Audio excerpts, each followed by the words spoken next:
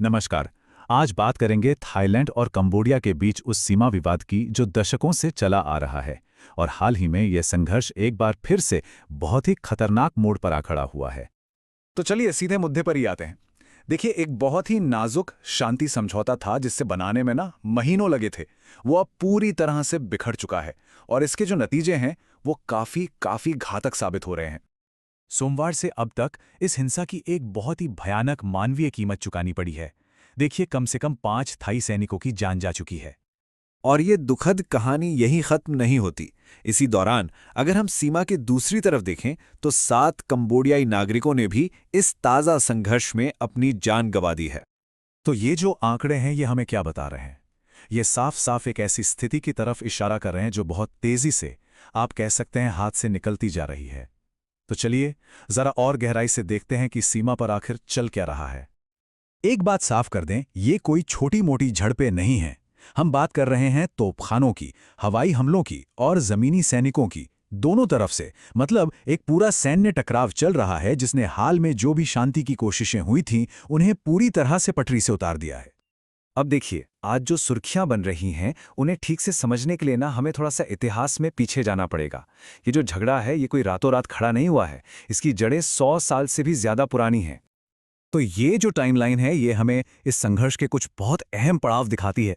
कहानी शुरू होती है फ्रांसीसी औपनिवेशिक काल में खींची गई सीमाओं से और पहुंचती है हाल के सालों में एक प्राचीन मंदिर को लेकर हुए विवाद तक। और सच कहें तो हर एक घटना ने ना बस आग में घी डालने का ही काम किया है। चलिए अब थोड़ा और हाल की घटनाओं पर आते हैं। पिछली गर्मियों में एक और बहुत ही भीषण लड़ाई हुई थी और उसके बाद ऐसा लगा कि शांति की एक उम्मीद जगी है, पर वो उम्मीद बहुत ज्यादा देर तक टिक नहीं पाई। जुलाई में जो लड़ाई हुई वो वाकई में बहुत विनाशकारी थी। सोचिए, सिर्फ 5 दिनों के अंदर कम से कम 48 लोगों की मौत हो गई और हजारों हजारों लोगों को अपना घर-बार छोड़कर भागना पड़ा। ये एक बहुत बड़ा मानवीय संकट था। अब इस तबाही ने दुनिया का ध्यान अपनी ओर खींचा। यहां तक कि तत्कालीन अमेरिकी राष्ट्रपति डोनाल्ड ट्रंप को भी इसमें दखल देना पड़ा और उन्होंने ही इसके बाद हुए संघर्ष विराम को नाम दिया कुआलालंपुर शांति समझौता, जिससे ये भी पता चलता है कि इस क्षेत्र में अमेरिकी दखल कितना है। लेकिन यहाँ एक बहुत ही दिलचस्प बात सामने आई। थाईलैंड ने इस नाम को इस्तेमाल करने से साफ मना कर दिया। उन्होंने इसके बजाय एक बहुत ही औपचारिक, एक लंबा चौड़ा सा शीर्षक चुना। अब ये सुनने में एक छोटी सी बात लग सकती है ना? पर ये असल में दोनों देशों के बीच जो गहरा अविश्वास है और जो तनाव है उसे साफ साफ दिखाती है। अक्टूबर में जो समझौता हुआ उसमें शांति के लिए एक बिल्कुल साफ रास्ता तय किया गया था। 3 कदम थे। विवादित इलाके से सारे भारी हथियार हटाए जाएंगे, इलाके की निगरानी के लिए एक जॉइंट टीम बनेगी और थाईलैंड में जो 18 कंबोडियाई सैनिक कैद हैं उन्हें रिहा किया जाएगा। सुनने में तो ये सब बहुत सीधा और सरल लग रहा था। तो सवाल ये उठता है कि अगर एक प्लान था, एक पूरा रोड मैप था, तो फिर वो नाकामयाब क्यों हो गया? और आखिर इसका जिम्मेदार है कौन? तो सोमवार को पहली गोली आखिर चलाई किसने? खैर, इसका जवाब इस बात पर निर्भर करता है कि आप ये सवाल पूछ किससे रहे हैं। थाईलैंड की कहानी कुछ और है और कंबोडिया की कुछ और। दोनों की बातें इतनी अलग हैं कि लगता है मानो ये 2 अलग-अलग घटनाओं की बात कर रहे हों। और फिर क्या था? आरोप प्रत्यारोप का दौर तेजी से बढ़ गया। थाईलैंड ने कहा कि कंबोडिया रॉकेट और ड्रोन का इस्तेमाल कर रहा है। वहीं कंबोडिया ने आरोप लगाया कि थाई सेना आम नागरिकों के इलाकों में अंधाधुंध गोलियां बरसा रही है। अब सच क्या है ये शायद कहीं बीच में ही होगा, लेकिन इस सब के बीच बेकसूर लोगों की जानें जा रही हैं।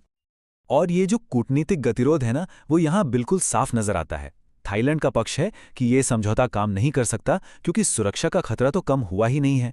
वहीं दूसरी तरफ कंबोडिया का दावा है कि वो तो समझौते की शर्तों का पालन ही कर रहा था। ये वही तूतू मैमे वाली स्थिति है जहां कोई भी पक्ष पीछे हटने को तैयार नहीं है। तो अब हम पहुंचे कहां हैं? हालात ये हैं कि शांति की प्रक्रिया तो पूरी तरह से टूट चुकी है। लड़ाई अभी भी चल रही है और इस पूरे इलाके का भविष्य बहुत ही अनिश्चित और सच कहें तो खतरनाक नजर आ रहा है।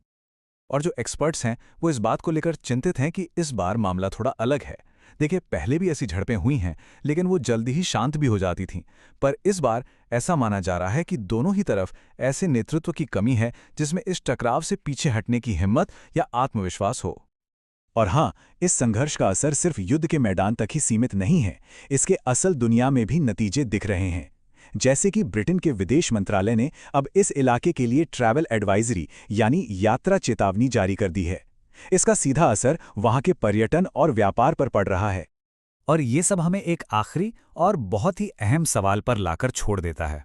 सवाल इन दोनों देशों के भविष्य का है कि जब नेता पीछे हटने को तैयार ही नहीं है, तो फिर शांति का ये पुल आखिर बनाएगा कौन?